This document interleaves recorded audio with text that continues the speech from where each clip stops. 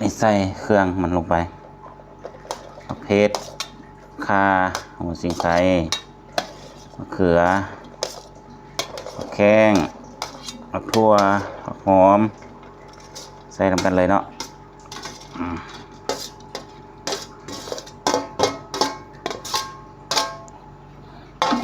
โคนมัน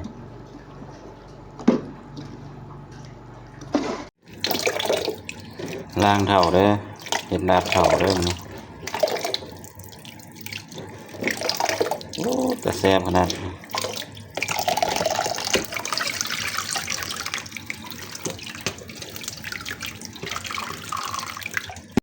อันนี้มันต้มปลาใส่ลาบเท่าเด้อมันนี้ใส่ปลาเด้อมีหัวหอยเนาะ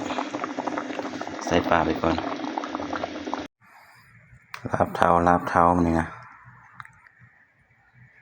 ต้มปลานิลใส่เท่า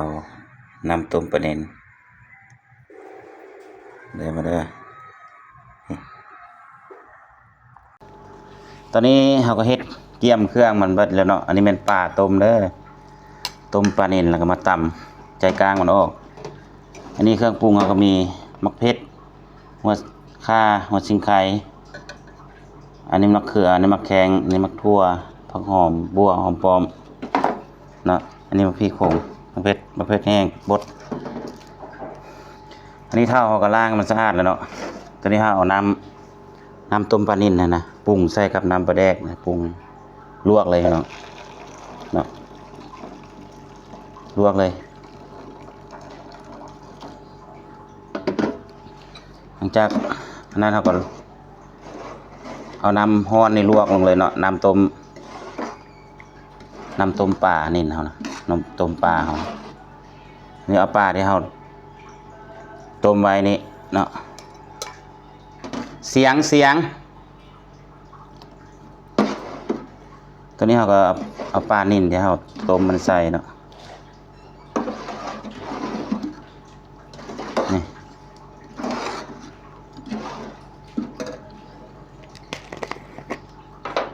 ใส่เผ็ดผงลงไปมักเผ็ดมักบ่เผ็ดคนให้มันเข้ากัน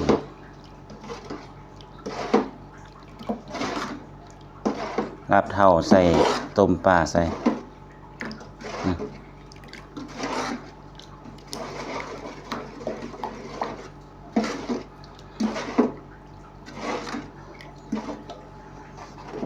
นี่ใส่เครื่องมันลงไป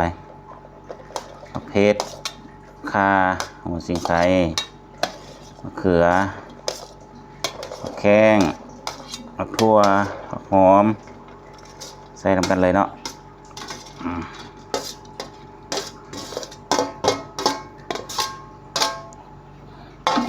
โคนมันลาบเถา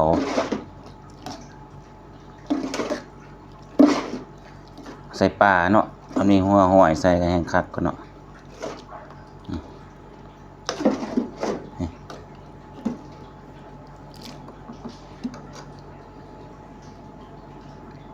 ชิมก่อน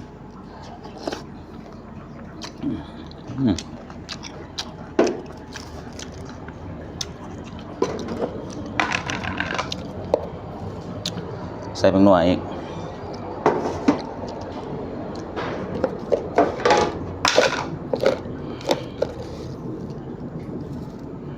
ใส่เกลือ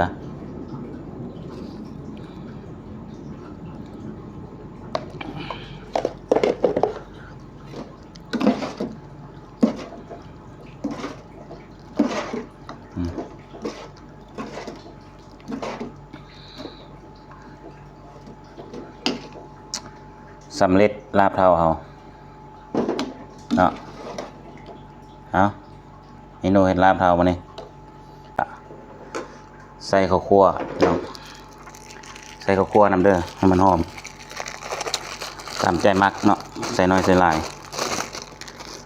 ใส่ข้าวคั่วนำ